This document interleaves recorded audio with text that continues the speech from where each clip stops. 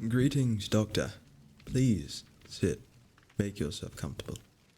Forgive me for springing this on you so suddenly. I had plans to schedule a private meet with you some time ago, but I've been preoccupied. Mind you, your superiors have not been notified of this matter. That being intentional, of course. I would like to keep it that way. Tea? No? Sorry.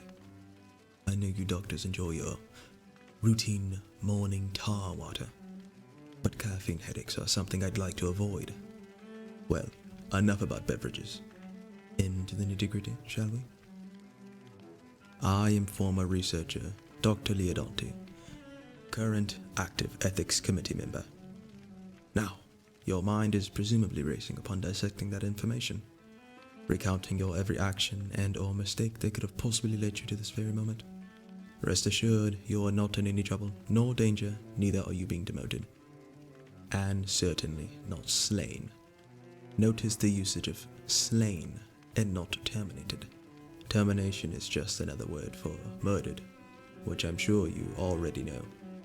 You will hear me use several terminologies that go against the Foundation's standards of professionalism. Understand, we on the Ethics Committee call things as they are, you see. We don't use euphemisms. Rest assured, my office has been cleared of any observatory devices. This is a private matter between you and I alone. I cannot stress that enough. I've been observing you for some time now, and I must say you've piqued my interest. Which would be an understatement, really. But specifically, your actions during your short employment here. How you handle your research-related tasks. More specifically, your treatment towards the more sentient phenomena. I am sure you've been reprimanded on this topic before. Soft, too attached, too close. I won't completely disagree. That is unwise to be so foolhardy. Just be happy a field agent hasn't caught you displaying this behavior, which is exactly why you are here. You and I share a certain compassion for the care of these phenom. Admittedly, I too can be soft, so to speak. I've managed to cling to these feelings for a great many years I've been in service at the Foundation. Tradition goes, you eventually lose this compassion, hardening your heart and all. Eventual soulless drones, loyal lapdogs to the higher-ups. Bureaucratic pencil pushers, some call it. Understand that this is still a weakness, especially in regards to how obvious you are about it. I need to stress to you how utterly lucky you are that it is me talking to you rather than one of the Foundation's handymen. A lovely process of lobotomization and memory stealing likely awaited you, and that is only if they are feeling generous. Horrific, yes, that is only the half of it. My goal in this life is to give the phenom we have in our custody the one thing they have never been allowed. The one thing they have been denied since their very conception, leading them to be the monstrous evils we picture them to be. Liberty, freedom, the right to stand us in the face and shout, "We are here and we exist." You remind me of myself, really. A more youthful, naive me. The spark of wonderment and duty still rings within your bones. Yes, grand indeed. Yes, grand indeed. Anyone else would have labeled you no more than a child for having these beliefs. Well, maybe not one particular not-so-bright researcher, but I digress. You may not know, but there are thousands of imprisoned here, scratching at their cages, crying, screaming to get out, to be heard, to be understood. Yet they must be logged, calculated, and studied. And even in some cases, murdered, unheard and forgotten, left to rot or burn in some furnace. And for what? The sake of normalcy? Can't you see we are simply the victors telling the story from the winner's perspective? Do not misunderstand me. There have been some exceptions, and I know the Foundation has done plenty for our world. But it is long since we have truly secured, contained, and protected.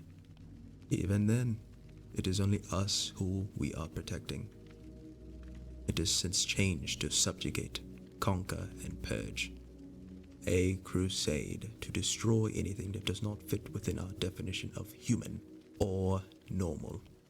We are but flesh with rules we have set for ourselves, yet when things not of the very same flesh that do not wish to conform, we simply capture and destroy. The vast technologies we have apprehended, the grand magical artifacts we have sealed away, we use as tools, playthings.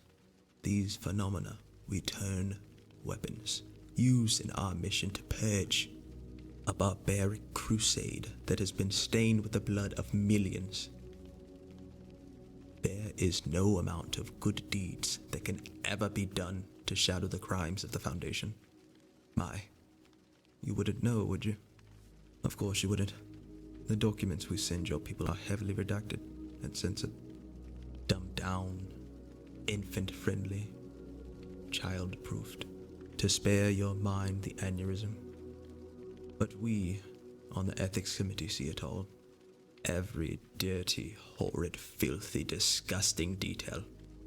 Entire cities reduced to rubble to catch a single shapeshifter. Kidnapped children used as sacrificial offerings to a sentient metallic pig monster.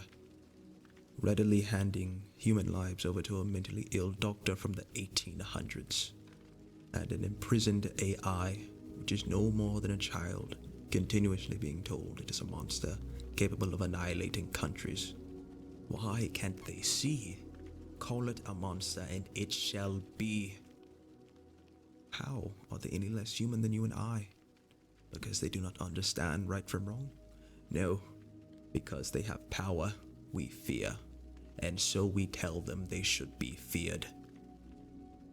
Forgive me. I can get carried away discussing these matters. The GOC are even worse. They believe mass genocide of all things phenomic a righteous act, yet murder their fellow men just as easily without question. And the serpent's hand. Yes. Broken gods, beings of primordial flesh, mad artists, and black market anomaly dealers. If they only knew of the world that could be. The paradise which readily awaits us right around the corner.